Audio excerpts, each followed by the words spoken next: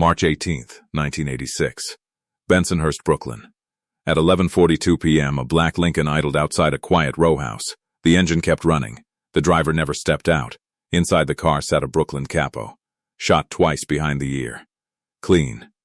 Close. Professional. No robbery. No struggle. No witnesses willing to speak. By midnight, word reached the social clubs on 18th Avenue. The message spread fast. Internal matter. Officially, he was killed over gambling disputes. Unofficially, something else had happened. 3 weeks earlier, the same Capo had been seen entering a Manhattan office building, alone. The building housed a federal task force targeting organized crime. He stayed inside for 47 minutes. He told no one. Not his crew. Not his consigliere. Not even the boss. In the Mafia, perception is survival. And a meeting with a federal agent, authorized or not, can carry a death sentence. The family didn't just eliminate him. They erased the reason. Because sometimes the most dangerous betrayal is not cooperation. It's the suspicion of it. Before he was found slumped inside that Lincoln, he was known as a disciplined earner. Born in 1942 in Red Hook, Brooklyn, he grew up around docks and warehouses where power was measured in contracts, not fists. His father worked the piers. His uncles ran small gambling rooms above storefront bakeries. He learned early that influence moved quieter than violence. By his early 20s, he was running numbers in Bensonhurst. By 30, he controlled a network of bookmakers stretching from Bay Ridge to Gravesend. He was not flashy. No loud suits. No public arguments. He understood hierarchy. That discipline is what brought him into a powerful Brooklyn family. He rose under a boss who valued stability over theatrics. The Capo never missed a sit-down, never skimmed from the tribute, paid on time, enforced quietly. His strength was not brutality. It was predictability. Construction rackets became his primary revenue stream. Concrete contracts. No show jobs. Union leverage. He developed relationships with foremen and city inspectors who understood the cost of noncompliance. Money flowed upward without disruption. Meanwhile, in Manhattan, a federal agent assigned to organized crime cases was building something larger. The agent was part of the new wave. Post-RICO prosecutors who believed the Mafia could be dismantled through conspiracy statutes instead of individual murders. They mapped hierarchies, followed paper trails, pressured captains instead of soldiers. The agent had one focus: mid-level leadership. Capos. Men who knew enough to collapse a family, but were close enough to the street to feel vulnerable. When the subpoena arrived for the Brooklyn Capo, it was not loud. It did not come with sirens. It came through certified mail. Inside organized crime, trust is not emotional, it is structural. And once the federal government inserts itself between a capo and his boss, that structure begins to fracture. The capo believed he could manage it. The family believed he never should have tried. By 1980, he was more than reliable. He was essential. The Brooklyn construction boom had turned concrete into currency. High-rise apartments in Bensonhurst. Parking garages near Coney Island. Municipal repair contracts quietly redirected through union channels. He controlled pieces of all of it. As a capo, he supervised 24 soldiers and twice as many associates. Each kicked up a percentage. Gambling parlors, sports books, loan sharking operations tied to small businesses that could never quite secure bank credit. He enforced selectively. One broken kneecap in 1978. No more after that. Fear was useful, but consistency earned more. His boss valued that quality. The family had survived the violent purges of the 1970s by avoiding spectacle. While other organizations drew headlines with public shootings, this Brooklyn faction preferred invisibility. Money traveled upward without interruption. In return, protection flowed downward. He attended commission-adjacent meetings when revenue discussions required it. He sat quietly, spoke rarely, observed always. Other capos envied his steady territories. No turf wars, No unpredictable cruise. Politically, Brooklyn was shifting. City officials desperate for campaign funding leaned on union intermediaries. Construction bids passed through quiet understandings. Inspectors looked away from certain safety violations. Zoning variances appeared without objection. He was not just earning. He was integrated. That integration made him valuable and exposed. The federal agents studying him understood this. A capo with political ties could bridge the gap between street-level rackets and city hall influence. If one man cooperated, entire contracting chains could unravel. By 1985, indictments were rolling across New York. Other families were losing bosses under RICO conspiracies. The commission trial loomed in headlines. Informants were no longer low-level thieves. They were captains. Paranoia spread upward. Inside the Brooklyn family, meetings grew shorter. Conversations became coded. Loyalty was no longer assumed. It was audited. And then came the quiet contact. Not a raid. Not an arrest. An invitation. A federal office in Manhattan requesting a voluntary discussion. He told no one. He believed control was maintained by staying calm. But in the Mafia hierarchy, secrecy without authorization is indistinguishable from betrayal. And once a capo steps outside the chain of command, even briefly, he stands alone. The subpoena was precise. Appear for questioning, no charges filed, no arrest warrant attached. Just a request. He read it twice at his kitchen table, folded it carefully, slid it back into the envelope. In another era, he would have informed the boss immediately. Sought guidance. Followed protocol. But 1986 was not another era. RICO had changed everything. Federal prosecutors were no longer targeting soldiers for isolated crimes. They were constructing narratives, enterprise structures, patterns of racketeering, command responsibility. One conversation, even innocent, could be framed as conspiracy. He believed he could manage it alone.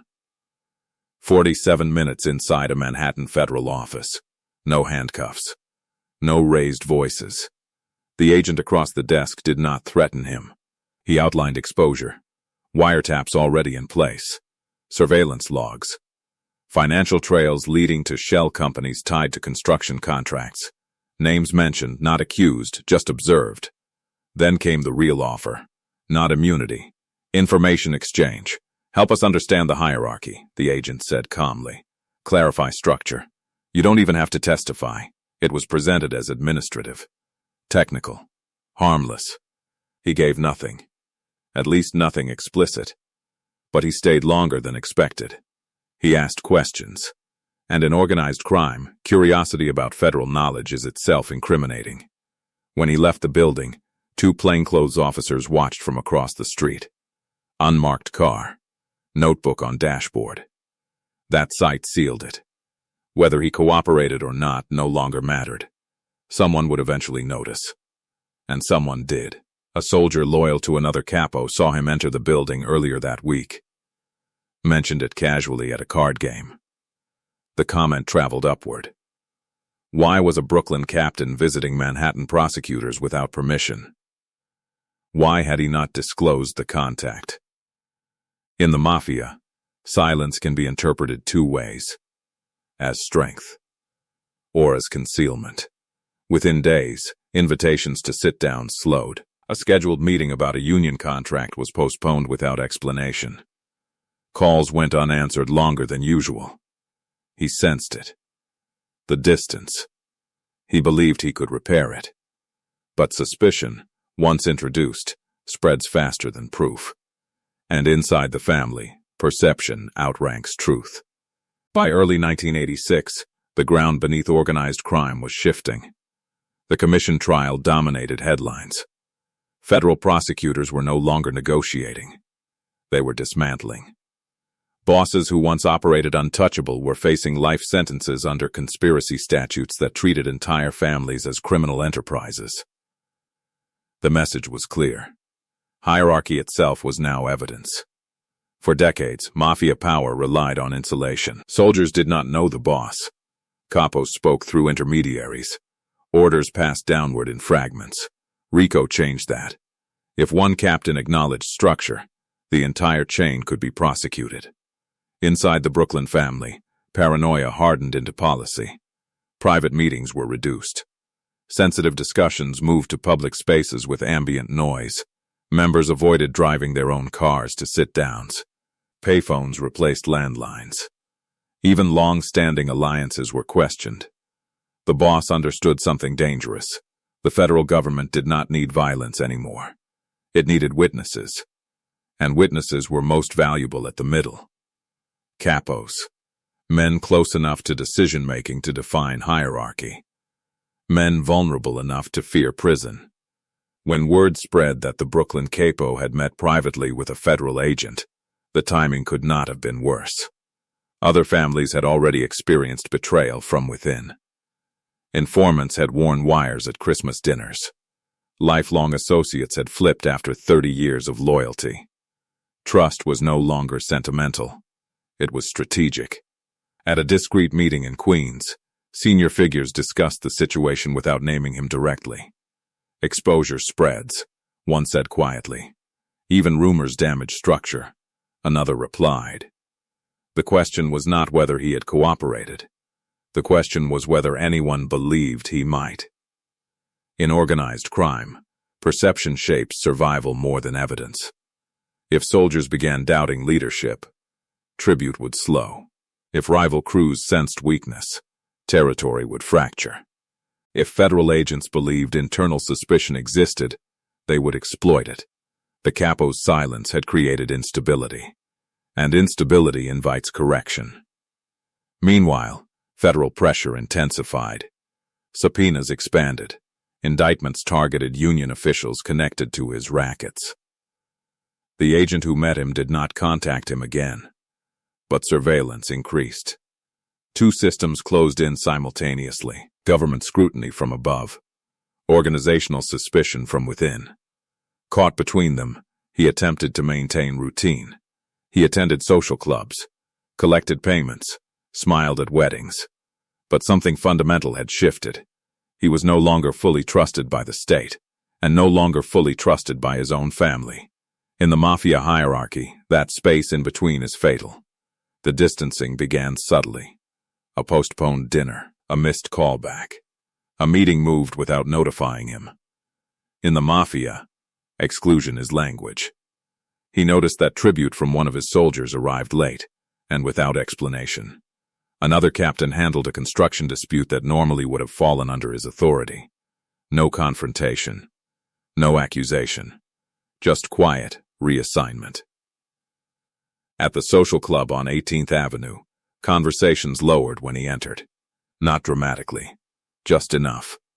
He approached the boss directly once. "There's talk," he said evenly. "I went to Manhattan because of a subpoena. Nothing more." The boss listened without interruption. "You should have told me first," he replied.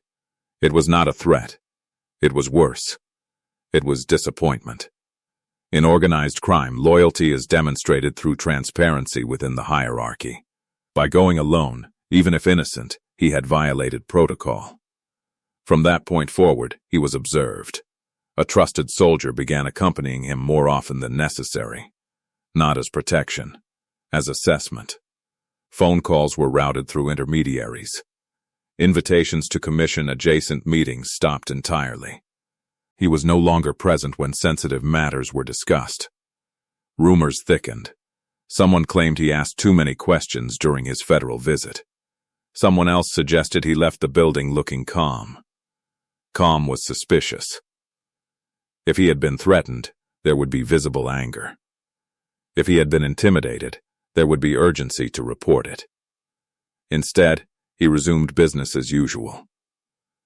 That unsettled them, because only two kinds of men stay calm after meeting federal agents: the innocent or the calculating. The boss faced a strategic dilemma. If he trusted the capo and he flipped later, the damage would be catastrophic. If he eliminated him without proof, he risked executing a loyal earner. But history had taught one lesson repeatedly: Hesitation destroys families faster than betrayal. A quiet consultation was held with senior advisors. The consensus formed slowly. It was not about guilt. It was about risk. And in the Mafia hierarchy, risk is removed, not debated. The decision was not announced. It was understood. A quiet approval passed through layers of insulation. No written order. No direct command. Just a nod in a private room where words were chosen carefully. He's become complicated. That was enough. 2 men were assigned. Both longtime soldiers. Not ambitious. Not emotional. Reliable. The pretext was simple. A late-night discussion about a construction dispute involving union delays. Routine. Plausible. March 18, 1986. He entered the black Lincoln expecting conversation. The driver pulled away from the curb slowly. No tension inside the vehicle. No raised voices. Halfway down the block, the car stopped at a red light. The shooter, seated behind him, leaned forward. 2 shots. Behind the ear. Minimal blood. Immediate silence. The body was left upright for several seconds while the driver scanned the street. No witnesses close enough to intervene. The car rolled another 2 blocks before stopping near the row house, where it would be discovered. The official story was prepared before sunrise. Gambling dispute. Internal debt issue. Nothing political. Nothing structural. At the social club the next day, condolences were controlled. No dramatic displays. No extended mourning. The message circulated quietly. Unfortunate, but necessary. Within the family, the explanation was simpler. He had stepped outside the chain of command. Whether he betrayed them was irrelevant. He created uncertainty. And uncertainty, in organized crime, is treated like infection. It is cut out before it spreads. The Lincoln was towed before dawn. The federal agent learned of the murder by noon. No charges were ever filed in connection with the killing. But everyone understood the meaning. Trust is the foundation of hierarchy. And once cracked, hierarchy defends itself. The funeral was restrained. Closed casket. Limited attendance. No press. Officially, he had fallen victim to internal gambling tensions. The family repeated the narrative consistently. No deviations. No speculation. But the atmosphere inside Brooklyn shifted. Earnings dipped briefly. Soldiers recalibrated loyalties. Other capos tightened control over their crews, enforcing stricter communication protocols. Meetings became shorter. Travel routes changed more frequently. The boss believed the execution had stabilized the structure.